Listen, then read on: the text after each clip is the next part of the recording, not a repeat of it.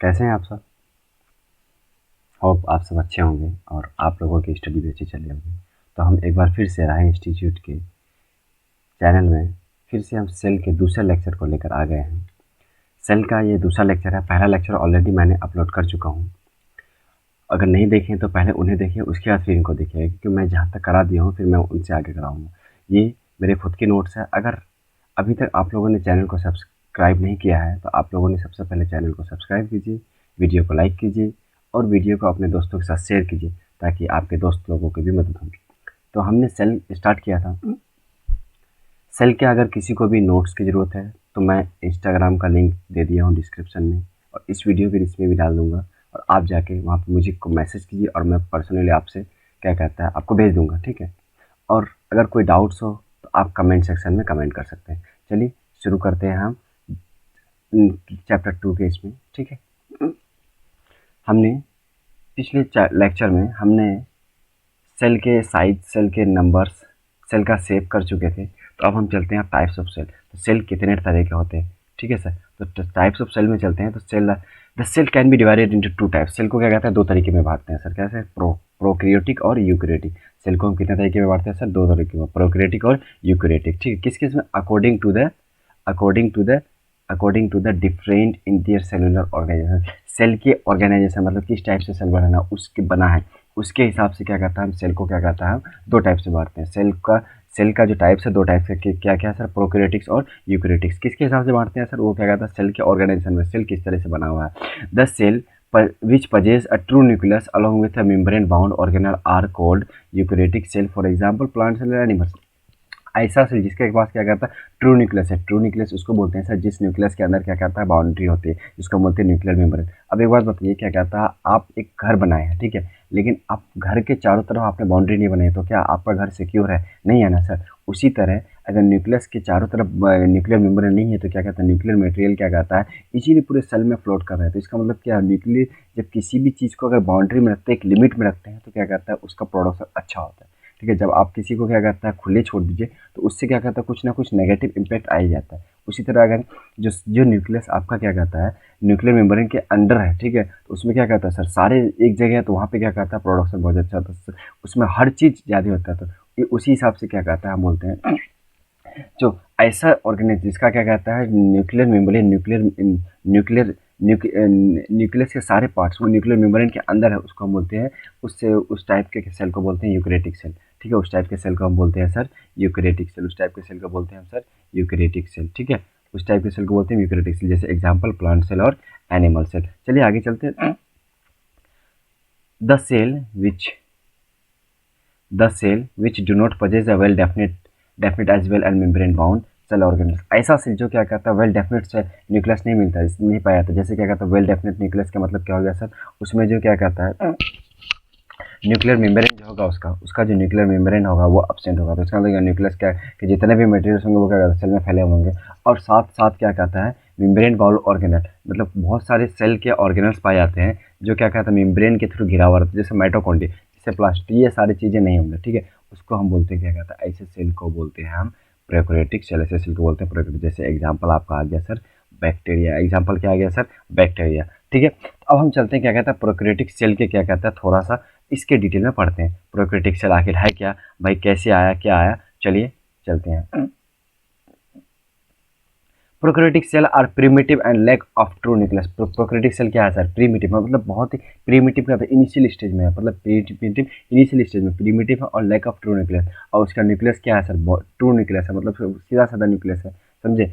उसका क्या कहता है lack of sorry true nucleus का मतलब होता है क्या कहता है लैक ऑफ ट्रू न्यूक्लियस, मतलब उसके अंदर न्यूक्लियस या प्रॉपर डेवलप नहीं है सर, उसका मेम्ब्रेन ही नहीं है सर। क्या कहता है जब किसी भी हाउस का अगर बाउंड्री नहीं हो तो क्या कहता है वो प्रॉपर हाउस होगा नहीं होगा ना सर। उसी तरह न्यूक्लियस का अगर मेम्ब्रेन नहीं है तो क्या कहता है ट्रू न्यूक्लियस नहीं है। और प्रिमिटिव जो क्या कहता है बस इनिशियल स्टेज में ही है, ठीक है। There genetic material is not surrounded by any nuclear membrane. उसका जो जेनेटिक मटेरियल है जो क्या कहता है एक सेल से दूसरे सेल में क्या कहता है जो मैसेज को कैरी करता है, एक ऑर्गेनिज्म से दूसरे ऑर्गेनिज्म में मैसेज को कैरी करता है, उसी को तो बोलते हैं genetic material.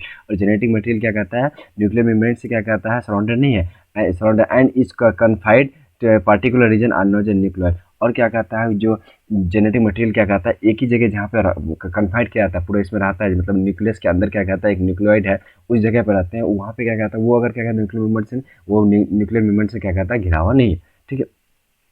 Prokaryotic cell are single cell microorganism. Prokaryotic cell क्या है? Single cell microorganism. Prokaryotic cell क्या कहता है?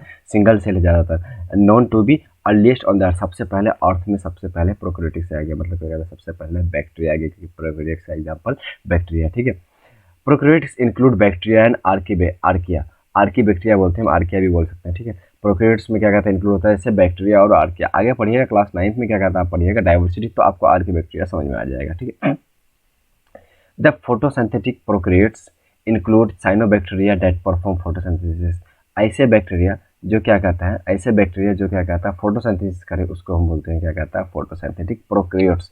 उसमें जैसे आते हैं क्या क्या आपका क्या आते हैं सर, आपका आ जाते हैं साइनोबैक्टीरिया आ जाता है, समझे। ये क्या कहता है साइनो जो क्या कहता है फोटोसिंथेसिस। साइनोबैक्टीरिया को हम क्या बोलते हैं ब्लूग्री एल्गी बोलते हैं सर। और ये कहाँ पाए जाते हैं हमारे हमारे क्या कहता है पोर्स में पाए जाते हैं, ये जो क्या कहता है पोर्स के ऊपर एक लेयर बना देते हैं जिसके कारण क्या कहता है यूट्रिफिकेशन भी होता है। यूट्रिफिकेशन क्या होता है सर? यूट्रिफिकेशन ये होता है जो क्या कहता है हमारे जो एक्वेटिक एनिमल है उसका जो क्या कहता है ऑक्सीजन का कॉन्टेक्ट को एयर से ब्रेक कर देते हैं, और जिसकी वजह से क्या कहता है हमारे जो है एक्वेटिक एनिमल क्या कहता है मरना शुरू कर देते हैं, इसी को हम बोलते हैं यूट्रिफिकेशन, ठीक है। अब prokaryotic cell consist of a single membrane, उसमें क्या कहता है सिंगल मेम्ब्रेन होता है sir. Therefore all the reactions occur within the cytoplasm they can be free living और पैरासाइट। ये क्या कहता है प्रोकैरियोटिक सेल क्या कहता है फ्री लिविंग हो सकता है सर, या फिर क्या कहता है पैरासाइट ऐसे ऑर्गेनिज्म जो क्या कहता है किसी होस्ट के बॉडी में रहता है, जैसे क्या कहता है आपके माथे में जुई जिसको आप बोलते हैं लीच, वो रहते हैं, ठीक है। वो आपके बॉडी से क्या कहता है फूड तो ले रहे हैं, आपको हार्म कर ले लेकिन आपको मार नहीं रहे, ठीक है। Prokaryotic cell consist of a single membrane, इस क्या कहता है वो सिंगल मेम्ब्रेन का था, इसी वजह से जितनी भी जो कुछ भी रिएक्शन होता है वो कहाँ होता है सर साइटोप्लाज्म होता है। सेल के अंदर क्या कहता है एक लिक्विड जेली लाइक पार्ट्स पाए जाते हैं उसको हम बोलते हैं साइटोप्लाज्म, ठीक है। सेल के अंदर क्या पाया जाता है सर जेली लाइक लिक्विड पाया जाता है उसको हम क्या बोलते हैं सर साइटोप्लाज्म, ठीक है। अब prokaryotic cell do not have a nuclear membrane. Prokaryotic cell में क्या होता है सर न्यूक्लियर मेम्ब्रेन होता ही नहीं, इसी वजह से तो वो प्रोकैरियोटिक, अदरवाइज न्यूक्लियर मेम्ब्रेन होता तो क्या हो जाता है सर वो यूकैरियोटिक रहता है। However the genetic material is present in the region in cytoplasm known as the nuclear. जिस एरिया में जेनेटिक मटेरियल पाया जाता है उसको हम क्या बोलते हैं सर न्यूक्लियाइड बोलते हैं। वो कहाँ पाया जाता है सर न्यूक्लियस के अंदर पाया जाता है, ठीक है। दे में भी स्फेरिकल, ये क्या कहता है स्फेरिकल का हो सकता है या फिर कॉकस का हो सकता है सर। हमने क्या कहता है आगे हम आपको बताएंगे क्या कहता है कॉकस बैक्टीरिया के कुछ शेप को बोलते हैं, ठीक है। रॉड शेप का हो सकता है या फिर स्पाइरल का हो सकता है, ठीक है। Prokaryotic cell are generally smaller than eukaryotic cell. Prokaryotic cell क्या होता है sir generally smaller than eukaryotic cell. Eukaryotic cell के जो क्या कहता है स्मॉलर होता है, ठीक है। प्रोकैरियोटिक सेल, अब देखते हैं हम characteristic of prokaryotic cell. Sir क्या क्या होंगे देखिए, सबसे पहला जो है सर क्या कहता है वो जो है क्या कहता है लैक ऑफ न्यूक्लियर मेम्ब्रेन। उसमें क्या कहता है न्यूक्लियर मेम्ब्रेन नहीं पाए जाएंगे सर, करेक्ट। प्रोकैरियोटिक सेल में न्यूक्लियर मेम्ब्रेन नहीं पाए जाएंगे, ठीक है। Mitochondria Golgi bodies chloroplast and lysosome are absent. Sir हमने बताया था क्या कहता है प्रोकैरियोटिक सेल में क्या कहता है मेम्ब्रेन बाउंड ऑर्गेनल्स नहीं पाए जाते। मेम्ब्रेन बाउंड ऑर्गेनल का एग्जांपल क्या है सर आपका माइटोकॉन्ड्रिया, गोल्गी बॉडीज, क्लोरोप्लास्ट और लाइसोसोम्स, ये सब क्या है सर गोल्गी बॉडीज का एग्जाम्पल है, ठीक है। The genetic material is present on the single chromosomes. और ये जो जेनेटिक मटेरियल प्रेजेंट होता है सर सिंगल क्रोमोसोम, आप ह्यूमन का देख लीजिए सर, देख लीजिए इसमें क्या कहता है डबल क्रोमोसोम होता है, इसलिए हम लोग बोलते हैं 23 पेयर बोलते हैं सर, ठीक है। लेकिन क्या कहता है हम ऐसे ऑर्गेनिज्म जो प्रोकैरियोटिक उसमें क्या कहता है जो जेनेटिक मटेरियल होगा वो सिंगल क्रोमोसोम होता है। The histone protein the important constituent of eukaryotic chromosome are lacking in the histone protein. क्या कहता है एक यूकैरियोटिक क्रोमोसोम का बहुत ज़्यादा है, आप पढ़िएगा आगे जाके जो हिस्टोन प्रोटोन क्या है वो यूकैरियोटिक सेल में पाया जाता है, लेकिन क्या कहता है आपका ये प्रोकैरियोटिक सेल में एब्सेंट रहता है। The cell wall is made up of carbohydrates and amino acid. इसमें जो सेल वॉल बना होगा सर वो कार्बोहाइड्रेट और अमीनो एसिड होगा, तो इसका मतलब इसका एग्जांपल है बैक्टीरिया। बैक्टीरिया में सेल वॉल किससे बना होगा सर कार्बोहाइड्रेट और अमीनो एसिड से बना होता है, ठीक है। The plasma membrane act as a mitochondrial membrane carrying respiratory enzymes. Plasma membrane जो है सर प्लाज्मा मेम्ब्रेन जिसको हम बोलते हैं सेल मेम्ब्रेन, जो मतलब सेल के आउटर पार्ट में रहता है, जो वो क्या कहता है माइटोकॉन्ड्रियल मेम्ब्रेन, इसको बोलते हैं माइटोकॉन्ड्रियल मेम्ब्रेन, जो क्या कहता है रेस्पिरेटरी का एंजाइम्स का पूरा करते हैं हम। लेकिन क्या कहता है अगर यूकैरियोटिक सेल में जाएंगे तो क्या कहता है रेस्पिरेशन का काम कौन करता है सर, मतलब रेस्पिरेशन जो होगा वो क्या कहता है माइटोकॉन्ड्रिया करता है, लेकिन यहाँ पे क्या कहता है प्लाज्मा मेम्ब्रेन ही कर देता है, ठीक है। They divide asexually bye binary fission. ये जो क्या कहता है रिप्रोडक्शन जो करता है सर वो किसके थ्रू करता है बाइनरी फिजन का एक रिप्रोडक्शन, असेक्सुअल रिप्रोडक्शन का एक कैटेगरी है उसके थ्रू करता है सर, ठीक है। The sexual mode of reproduction involve conjugation. Sexual mode of education क्या होता है सर कंजुगेशन होता है। कंजुगेशन क्या कहता है आप 12th में पढ़िएगा, लेकिन अगर इसका मोड था तो हमको क्या कहता है बताना पड़ा, ठीक है।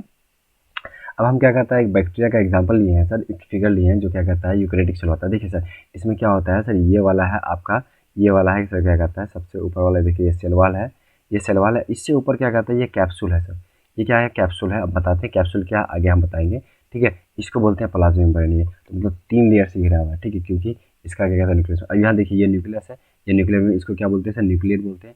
और ये जो लिक्विड देख रहे हैं आप इसको बोलते हैं साइटोप्लाज्म, इसको बोलते हैं साइटोप्लाज्म, ठीक है। और ये सब क्या कहता है प्लाज्मिड है, राइबोसोम है, ये वॉक्यूल्स है, ठीक है। तो ये जो न्यूक्लियड है वो क्या कहता है किसी भी मेम्ब्रेन से घिरा हुआ नहीं है, इसी वजह से क्या कहता है इसको हम बोलते हैं क्या कहता है प्रिमिटिव सेल, और इसको हम क्या बोलते हैं सर प्रोकैरियोटिक सेल, ठीक है। इसका एग्जांपल क्या हो जाएगा सर, बैक्टीरिया, ठीक। All prokaryotic cell, all prokaryotic cell have major component that are dissolved in it. इस पूरे प्रोकैरियोटिक सेल में क्या कहता है जो जो मेजर कंपोनेंट है उसके बारे में हम डिस्कस करते हैं, ठीक है। एक बात आपको मैं बता दूं, ये नोट्स जो है क्या कहता है मैं खुद से डिजाइन किया हूँ, ठीक है। ये नोट्स मेरा खुद से डिजाइन किया हुआ है सर, मैंने क्या कहता है बुक्स का हेल्प लिया, कुछ वेबसाइट्स के हेल्प लिए हैं, ठीक है सर, कुछ क्या कहता है गूगल्स का हेल्प लेकर के मैंने क्या कहता है इसको नहीं दिया। ऐसा नहीं क्या कहता मैंने क्लास 8 के हर एक साइंस के हर एक चैप्टर्स का नोट बना रखा है सर। चलिए आगे चलते हैं। तो अभी मैंने देखा सर क्या कहता है कैप्सूल था, ये कैप्सूल था सर आपके लिए। तो अब इसी कैप्सूल के बारे में पढ़ते हैं। It is an outer protective cover found in the bacterial cell. देखिए सर ये कहाँ पाया जाता है सर, ये कहाँ पाया जाता है सर, बैक्टीरिया के सबसे आउटर पार्ट में पाया जाता है, बैक्टीरिया के आउटर पार्ट में पाया जाता है सर, ये वाला पार्ट है ना सर, इसी को क्या बोलते हैं सर आउटर कवर पाया जाता है, ठीक है। In addition to the cell wall, cell wall के बाहर पाया जाता है sir, in addition to cell wall, cell wall के बाहर पाया जाता है sir. It helps in moisturing retaining protect the soil when engulf, जब क्या कहता है इनगल्फ का मतलब होता है कि जब बर्स्ट होने लगता है उससे बचाता है सर, मॉइस्चर को रिटेन करता है, मतलब बाहर का अगर मॉइस्चर ज़्यादा है या अंदर का मॉइस्चर तो उसको क्या कहता है मेंटेन कर सकता है, बॉडी में क्या कहता है मॉइस्चर का ये चेंजिंग होने लगता है। Help in the attachment of cell to the nutrients and surfaces, जब क्या कहता है अगर मान लीजिए कोई भी सरफेस में या फिर न्यूट्रिएंट्स में तो उसका क्या कहता है अटैचमेंट कर देता है सेल के थ्रू, क्योंकि भाई उसका भी तो क्या कहता है सेल फूड को भी तो लेना जरूरी है ना, तो वो क्या कहता है किसके थ्रू होता है कैप्सूल के थ्रू होता है, कैप्सूल, ठीक है।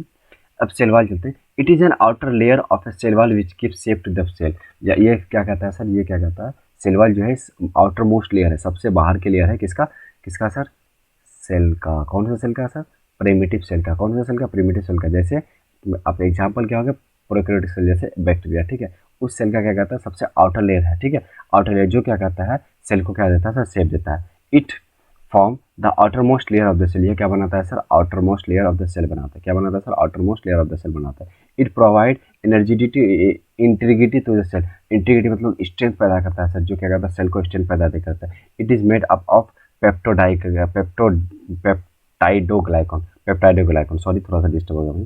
It is made up of peptidoglycan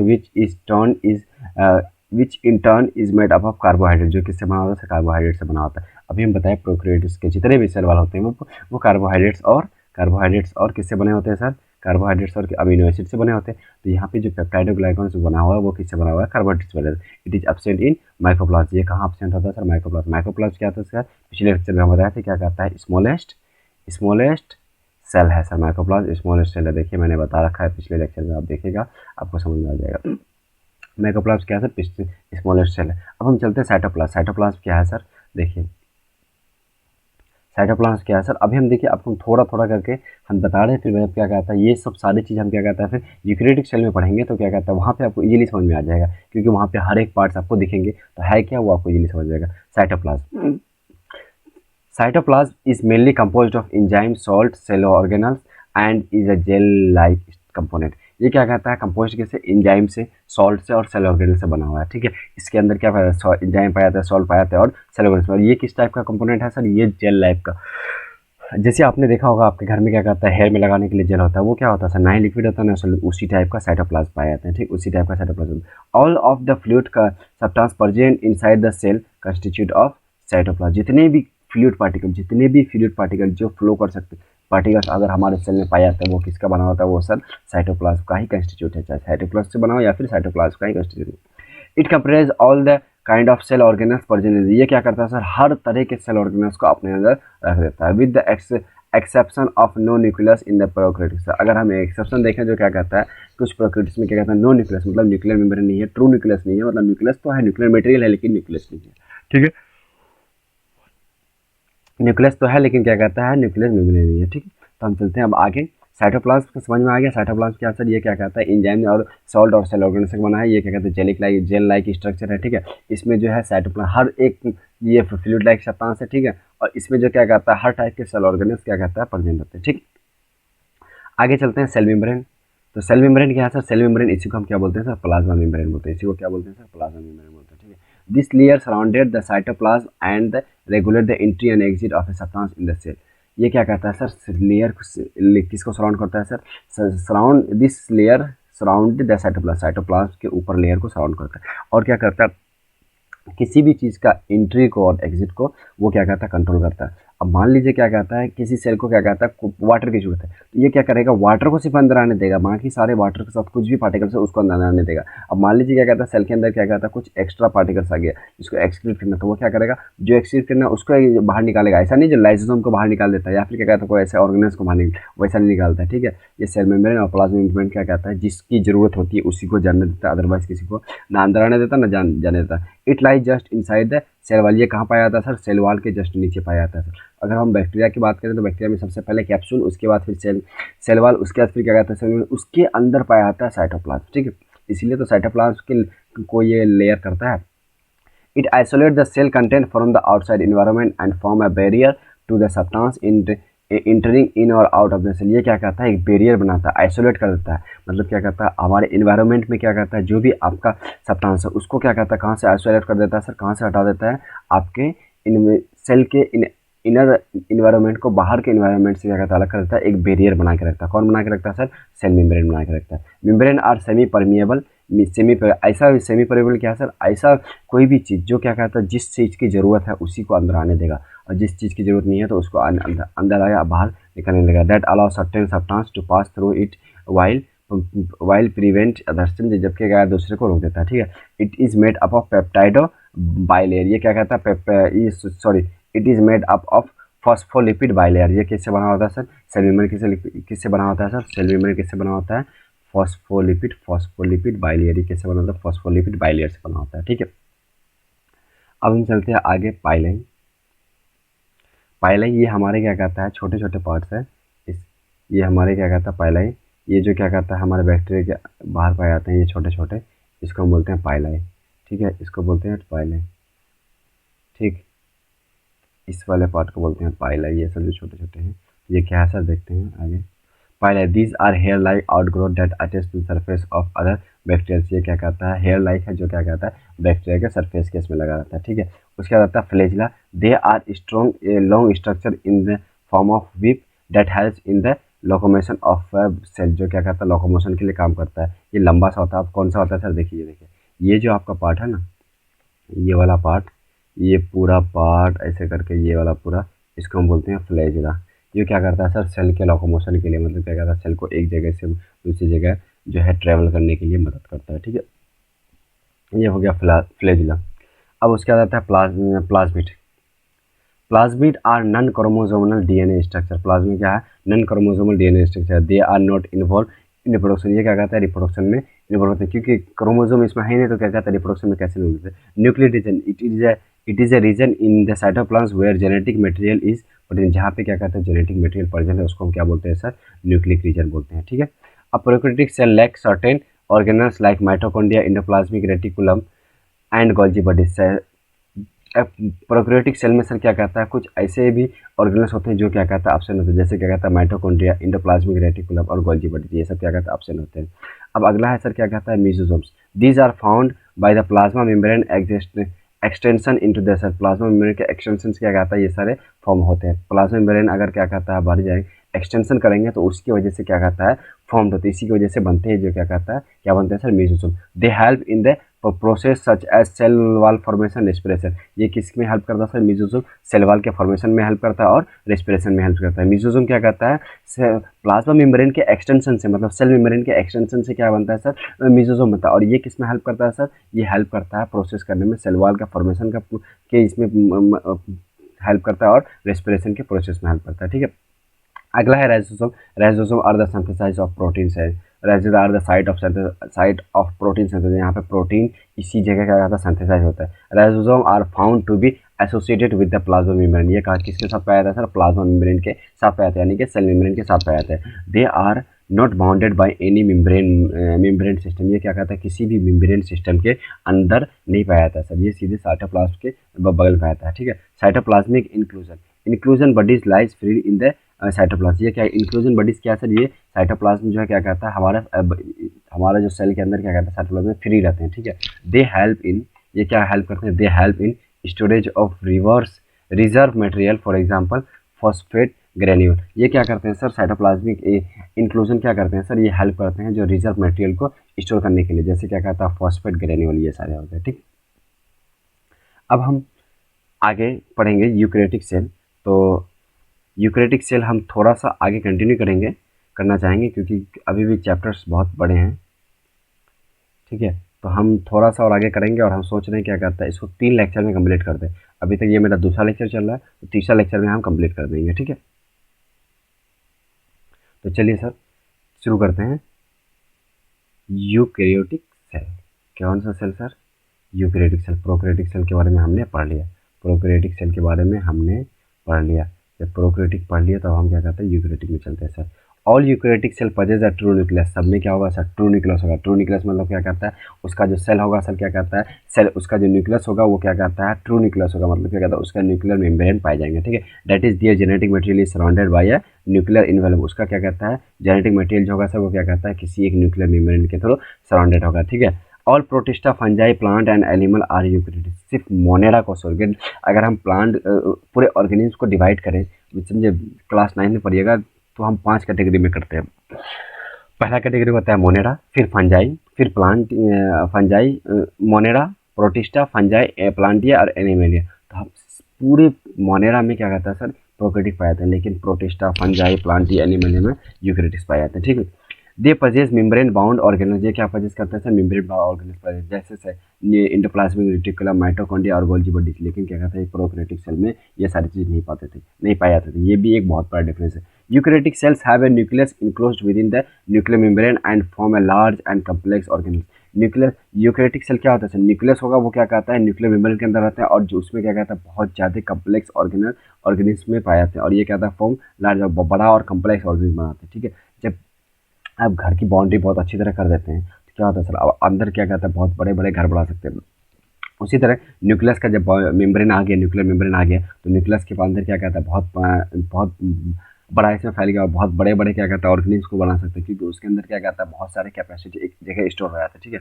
प्रोटोजा fungi plantae animal all are eukaryotics, ये सब क्या है सर यूकैरियोटिक्स है। They are classified under the kingdom eukaryota, ये कौन से क्लासीफाई में कौन से किंगडम में ये किया गया सर यूकैरियोटिया में। जब प्रोटो जो है फंजाई है प्लांटिया है और एनिमल है ये सब किस किंगडम में क्लासीफाई किया गया सर यूकैरियोटा में क्लासीफाई किया गया है, ठीक है। They can maintain different environment in a single layer cell that allow them carry out various metabolic activities reaction, this helps them to grow many times larger than the prokaryotic cell. जो है sir क्या कहता है अपना environment के through क्या कहता है सिंगल सेल ही हो लेकिन क्या कहता है इन्वायरमेंट के थ्रू क्या कहता है बहुत सारे मेटाबॉलिक एक्टिविटीज़ करते हैं, इसी वजह से क्या कहता है इसका जो लाइफ जो है बहुत बड़ा होता है, ठीक है। प्रोकैरियोटिक सेल के गुना बहुत बड़ा होता है। अब हम कुछ क्या कहता है कैरेक्टर देख लेते हैं, कैरेक्टरिस्टिक क्या है प्रोकैरियोटिक सेल का, सॉरी यूकैरियोटिक सेल का, प्रोकैरियोटिक सेल का तो हमने तो पहले ही कर रखा। यूकैरियोटिक सेल का हमने क्या कहता है कैरेक्टर्स देखते हैं। Eukaryotic cells have the nucleus enclose within the nuclear membrane, eukaryotic cell का जो न्यूक्लियस होता है सर क्या कहता है वो न्यूक्लियर मेम्ब्रेन के अंदर ही होता है। This cell has the mitochondria, cell के अंदर क्या होगा सर माइटोकॉन्ड्रिया होगा। Flagella and cilia are locomotive organ in eukaryotic cell, eukaryotic cell में क्या होगा सर फ्लैजिला और सिलिया क्या कहता है ये लोकोमोटिव ऑर्गन, लेकिन फ्लैजिला कहाँ पाया जाता था बैक्टीरिया में पाया जाता था, वो क्या कहता है लोकोमोशन में यूज किया जाता था। क्या cell wall is the outer most layer of eukaryotic cell, cell wall क्या होगा sir outer most layer of the eukaryotic cell के आउटर मोस्ट लेयर होगा, ठीक है। A cell divides by a process of mitosis, cell क्या करता है जो डिवाइडेड करेगा वो किसके थ्रू करेगा सर माइटोसिस के थ्रू करेगा। A eukaryotic cell contain a cytoskeleton structure, eukaryotic cell में क्या करता है साइटोस्केलेटन मतलब उसका कुछ क्या कहता है फिक्स्ड शेप होगा सर साइटोस्केलेटन होगा, ठीक है। उसका स्केलेटन होगा जो क्या कहता है सेल का उसका स्केलेटन होगा जिसके थ्रू उसका फिक्स शेप होगा। The nucleus contain a single linear DNA which carries all the genetic, इस न्यूक्लियस में क्या होगा सर सिंगल डीएनए भी हो सकता है या फिर लीनियर डीएनए भी हो सकता है जो क्या करता है आपका जेनेटिक इन्फॉर्मेशन को कैरी करता है, ठीक है। अब अगर हम, ये एक डायग्राम है, ये डायग्राम को देखते हैं और हम इस लेक्चर को यहीं पे ख़त्म करते हैं, ठीक है। ये डायग्राम को देखते हैं, थोड़ा सा छोटा कर लें, ठीक है, मेरे ख्याल से यहाँ तक ठीक है। तो अगर हम ये देख रहे हैं तो सबसे आउटर लेयर में मेरा क्या है सर, सबसे आउटर लेयर में मेरा क्या कहता है, सेल वाल है, सॉरी सेल मेम्ब्रेन है, ठीक है। अब इसके बाद देखते हैं सर क्या कहता है, सेल मेम्ब्रेन के बाद जो है ये वाला पार्ट है, ये वाला पार्ट है, ये सब जो है खाली खाली, जो मतलब आपको खाली पार्ट दिखता है, ये साइटोप्लाज्म है सर। क्या है सर, साइटोप्लाज्म है, ठीक है, साइटोप्लाज्म है। अब ये वाला जो पार्ट दिख रहा है आपको, ये वाला पार्ट है, ये पूरा क्या कहता है, न्यूक्लियस है, ये पूरा न्यूक्लियस। अब न्यूक्लियस का देखिए सर, जो आउटर लेयर है, जो ये आउटर लेयर है, तो ये देखिए सर न्यूक्लियर मेम्ब्रेन होगा, ये वाला न्यूक्लियर मेम्ब्रेन होगा। ये न्यूक्लियर में छेद है तो न्यूक्लियस में न्यूक्लियर पोर है सर। ये न्यूक्लियस जो क्या कहता है, सेंट्रल, जहाँ पे सारे जेनेटिक मटेरियल स्टोर होते हैं, उसको हम न्यूक्लियस बोलते हैं। और ये न्यूक्लियस के अंदर भी क्या कहता है, कुछ लिक्विड्स पाए जाते हैं साइटोप्लाज्म की तरह, उसको तो हम क्या बोलते हैं सर, उसको हम बोलते हैं, सर न्यूक्लियोप्लाज्म, उसको हम बोलते हैं न्यूक्लियोप्लाज्म, ठीक है। उसको हम क्या बोलते हैं सर, न्यूक्लियोप्लाज्म बोलते हैं, ठीक है, उसको न्यूक्लियोप्लाज्म बोलते हैं। और ये जो क्या कहता है सर, न्यूक्लियस इन्वल्व, ये जो न्यूक्लियस क्या कहता है, ये वाले पार्ट को न्यूक्लियर इन्वल्व बोलते हैं, ठीक है। उसके बाद फिर क्या कहता है, मेरे पास आता है, इसको बोलते हैं माइटोकॉन्ड्रिया। देख लीजिए आप सर, इसको बोलते हैं माइटोकॉन्ड्रिया, इसको बोलते हैं सर क्या कहता है, गोल्गी एपरेटस, इसको बोलते हैं गोल्गी एपरेटस। यही क्या कहता है, माइटोकॉन्ड्रिया में क्या कहता है, पावर ऑफ द सेल, मतलब क्या कहता है, सेल का सारा जो है पावर यहीं से मिलता है, मतलब एनर्जी यहीं से बनती है। किसके थ्रू सर, हमने क्या कहता है, फूड को लिया, फूड को क्या कहता है, फूड को से जो है क्या कहता है, रिस्पिरेशन के थ्रू क्या कहता है, एनर्जी में कन्वर्ट करते हैं, ठीक है। और गोल्गी एपरेटस में क्या कहता है, लाइसोसोम का फॉर्मेशन होता है सर, ठीक है। अब अगर ये वाला जो पार्ट है सर, ये वाला रफ एंडोप्लाज्मिक रेटिकुलम, ये क्या कहता है, रफ एंडोप्लाज्मिक रेटिकुलम है। अब आगे आते हैं, ये वाला है जो मेरा सर राइबोसोम है, जहाँ पे प्रोटीन का सिंथेसाइज होता है, यहाँ प्रोटीन, ये लाइसोसोम। लाइसोसोम क्या करता है सर, लाइसोसोम क्या करता है, लाइसोसोम बहुत ही कीमती, अगर जब सेल क्या कहता है, देखता है जो डैमेज होने वाला है, तो ये क्या कहता है, ब्रस्ट हो जाता है, इसके अंदर क्या कहता है, ऐसा केमिकल पाया जाता है जो क्या कहता है, हमारे सेल को क्या कहता है, डिस्ट्रॉय कर देते हैं, ठीक है। उसके बाद फिर सेंट्रॉयल है, सेंट्रोमोसोम है, पेरेक्सोम है, उसके बाद फिर सीलियम है, उसके बाद स्मूथ इंडोप्लाज्मिक रेटिकुलम, ये रफ इंडोप्लाज्मिक रेटिकुलम, ये रफ इंडोप्लाज्मिक रेटिकुलम, ये स्मूथ इंडोप्लाज्मिक रेटिकुलम है, ठीक है। ये माइटोकॉन्ड्रिया, और ये क्या कहता है, गोल्गी एपरेटस, ये सारी चीज़ें मैंने बता दिया, ठीक है। अब हम देखेंगे क्या कहता है, यूकेरियोटिक सेल में क्या कहता है, क्या क्या टिपिकली उसके अंदर क्या क्या होते हैं, ठीक है। तो हम क्या कहता है, नेक्स्ट लेक्चर में हम शुरू करेंगे, जो यूकेरियोटिक सेल में क्या कहता है, क्या कहता है। सबसे पहले हम क्या कहता है, सेल वॉल करेंगे, फिर सेल मेम्ब्रेन करेंगे, इस तरह करके हुए मेरा क्या कहता है, एक लेक्चर और जाएगा, जब हम क्या कहता है, हर एक चीज़ के बारे में पढ़ते हुए सेल ऑर्गेनल्स को कुछ फिर डिटेल पढ़ेंगे, और फिर सेल डिवीजन पढ़ते हुए इस चैप्टर को कंप्लीट करेंगे, ठीक है। Thank you. अगर